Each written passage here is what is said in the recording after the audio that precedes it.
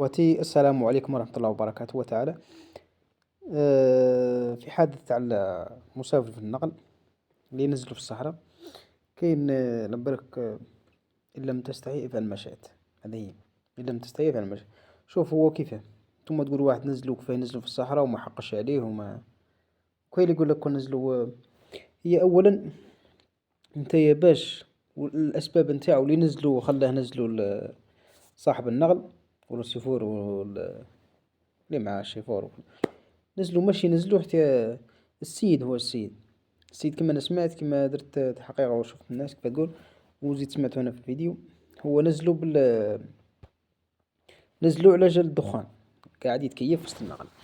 نتايا كيفاه الشعب كومبلي راكب 60 واحد 59 واحد معاك خويا 59 معاك ولا 60 والله مانيش عارف. تا كامل تكيف لهم ثم في وجههم كاين اللي مريض كاين اللي عنده مرض كاين اللي ما يعملش الدخان وعلى بالك باللي انت قاعد تكيف اللي معاك اللي ماشي تكيف يضر أكثر من اللي يضر اللي تكيف. هذه باه نكونوا فيه في خصوص باه تنزلوا في اسمع شوية فيديو ليه ونقولوا لا.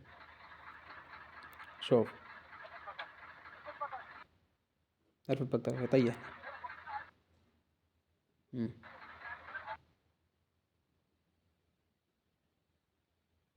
روح شفت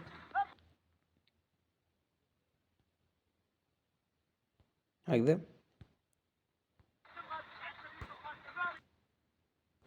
خويا ما احترمتش روحك تنزل. بصح انا نجي معاكم نجي في كاين بعض النقاط نشوفهم مع بعضنا. صاحب الرسيفور هو غلط وهذاك اللي مول اللي تكيف اللي داخل النقل ما عندوش الحق ومش متربي.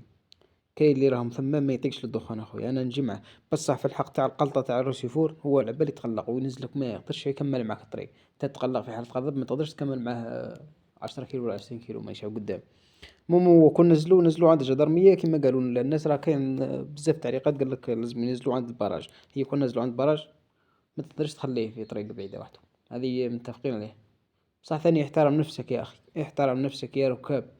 المهم من هذا المنبر لكل المسافرين خاوتي في النقل احترم نفسك.